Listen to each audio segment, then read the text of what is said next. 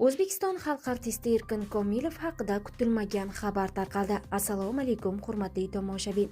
Kanalimizga xush kelibsiz. Video roliklarimiz ostida bir dona like hamda podpisatsiya tugmachasini bosib qo'yishni yodingizdan chiqarmang. O'zbekiston xalq artisti Erkin Komilov ijoddan baxtini topgan, ammo shaxsiy hayotida ko'plab qiyinchiliklarga uchragan. Bugungi kunga kelib, uni ham o'zbek kinosining tirik afsonalaridan biri deyish mumkin. Boisi san'atkor juda ko'plab ustoz san'atkorlar bilan sahnada ijod qilgan. Hatto Shukur Burxonovning nazariga tushib, shogird bo'lish baxtiga ham nasib etgan. Erkin Komilov 1946-yil Andijon viloyatining Xo'jaobod tumanida dunyoga kelgan. Kufa qishlog'i O'shga yaqin, Andijon markazidan esa 30 kilometr uzoqlikda joylashgan. Otasi Komil qori o'z davrining ilmli insonlaridan biri bo'lgan. Urushdan keyingi qiyinchilik yillarida dunyoga kelganman. U yillari tibbiyot ham hamin qadar bo'lgan. Otamning aytishicha, men oilaning 19-farzandi bo'lganman va mendan avvalgi barcha opa-akalarim kasallik sabab vafot etishgan. U paytlarda suvchechak va qizamiq bilan ham bolalar nobud bo'lardi. Men tug'ilgach, odamlar dadamga Xudoyberdi deb ism qo'yishni maslahat berishgan. Ammo otam o'g'lim Erkin tug'ildi. Ming shukur, ismini ham Erkinjon deb qo'ysam degan ekan. Mendan keyin yana 3 farzand dunyoga kelgan deydi Erkin Komilov. Ijodkor bolalik yillaridagi qiyinchiliklar va otasi berkitib kitob o'qiganini ko'rgani haqida so'zlab berdi. U paytlarda rost mana maktab qayoqda deysiz. Sharoiti bor kishining uyidagi bo'sh xonalarda sinfxona sifatida foydalanardik. Singlim ikkalamiz bitta siyohdon bilan bitta ruchkani o'rtada ishlatganmiz. Boisi har kuni uni maktabdan qaytishini intiqlik bilan kutib o'tirardim. Yoz paytlari o'qishimiz uncha mushkullik tug'dirmasa-da, biz bolalarga qishda juda qiyin edi. Sovuq qotib qolmaslik uchun maktabga qalin paxtali shim, hamma yog'i yamoqdan iborat eski paltolar kiyib, ba'zan shunda ham sovuqdan oyoq qo'llarimiz uyushib qolardi. Har zamonda bir ko'mir solib yoqiladigan pechka shu darajada tutab ketardiki, hammamizning ko'zimiz achishib, yo'tal tutar edi. Otam rahmatli nihoyatda ilmli inson bo'lgan. Qur'oni Karimni arab tilida ham qiroat bilan o'qir edi. 5-6 yoshimda yerdagi kigizni ochib, kitoblarni o'rtaga joylab qo'yganini ko'rdim. Bolaligimga borib, kitoblarni yerda saqlamasa aynib qolarkanda deb o'ylabman. Ba'zan uyimizga mahalladagi erkaklar kirib, "Qori aka, biror narsa o'qib bering" deyishardi. Otam kigiz ostidan kitoblarni olib o'qir va yana joylab qo'yardi.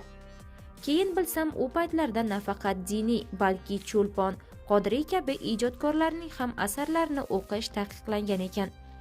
Bir kuni ko'chada o'ynayotganda bir odam oldiga chaqirib, aldab, "Qorining o'g'li, uyinglaringda kitob bormi? Otanglarni qayerda saqlaydi?" dedi. Otam qamalishidan qo'rqib, "Kitobimiz yo'q, otam hech nima o'qimaydi" dedim. Buni otamga aytganimda juda qo'rqib ketgandi deydi Erkin Komilov. Erkin Komilov oilasida san'atkorlar yo'q, ammo u onasining teatrga olib borganidan keyin san'atga mehr qo'yganini so'zlab berdi. Onam bir oyda bir yuradigan mashinaga o'tkazib, O'sh shahriga olib borgan. Tomoshagoh, qilich ko'targan odamlar, qo'shiqlar, xullas avvaliga u qanday tomosha ekanligini tushunmaganman. Keyin onam bu teatr ekanligini va Tohir va Zuhra spektakli namoyish etilayotganligini aytgan. Qayta takrorlab teatr so'zini yod olganman. Shundan keyin onamdan teatrga yana olib borishini so'raganman. Onam bo'lsa, "Qori, o'g'lingiz yana teatrga boraman deyapti" deganida, "Olib boring" degan javobni olgan. Uzoq kutilgan farzand bo'lganim uchun ota-onam ra'yimga qarashardi. Mashina oyda bir yurgani uchun onam ikkalamiz piyoda 5 kilometr yo'lni bosib, tomosha ko'rib qaytardik. Qahramonimiz maktabni tamomlab, Toshkentga kelishni va san'at oliygohiga hujjat topshirishni niyat qiladi. Ammo bu haqda otasiga indamaydi. Sodda insonlar uni institutni bitirib, konserva zavodida ishga kiradi deb o'ylashadi.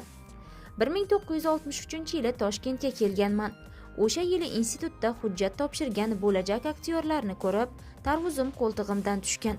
Chunki ular nihoyatda iste'dodli va chiroyli edi. Gulchehra Jamilova bilan kursdosh bo'lganmiz. Ularning chiroyli va iste'dodi oldida men yo'qdek edim. Ammo omad kulib boqdi va talaba bo'ldim. ammo bu haqda otam bilmasdi. Qaysi institutga kirganimni so'raganida onam konserva dedi.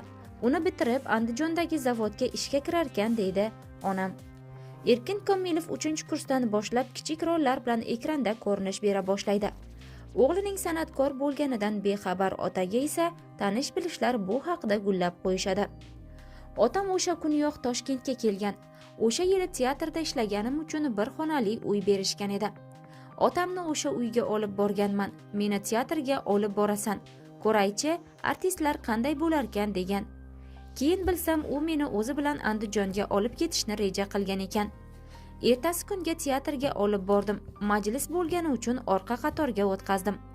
Majlisda Shukur Burxonov, Sora Eshonto'rayeva, Zaynab Sadriyeva, Olim Xo'jayev kabi aktyorlar so'zga chiqib gapirishgan. Majlisdan keyin otamning oldiga kelgan. Artistlar aqlli, durust insonlar bo'lar ekan degan. Mana shundan keyin Toshkentda qolib ijod qilishimga qarshilik qilmagan otam deydi aktyor. Teatrda ishlab yurgan Erkin Komilovga 3 yillik armiyaga borish uchun yo'llanma kelgan.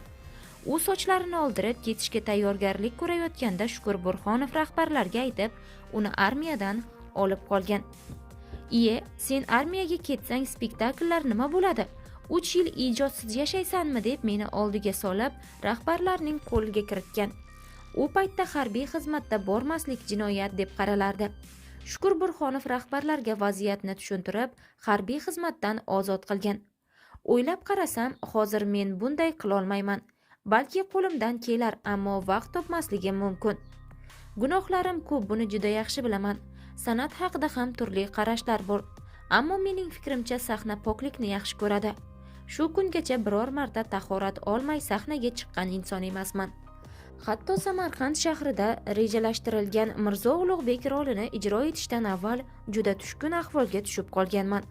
Shunda Mirzo Ulug'bek maqbarasiga borib ziyorat qilganman. Rozilik olganimdan keyin rolga kirishishim ham oson kechgan deydi aktyor. Erkin Komilov shaxsiy hayotida ko'plab sinovlarni boshidan kechirgan.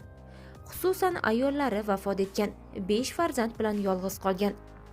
Fotima va Zuhra qizlarimning onasi yurak xuruji bilan 24 yoshida vafot etdi. Bolalar menda qolib ketdi, u kunlar o'tdi.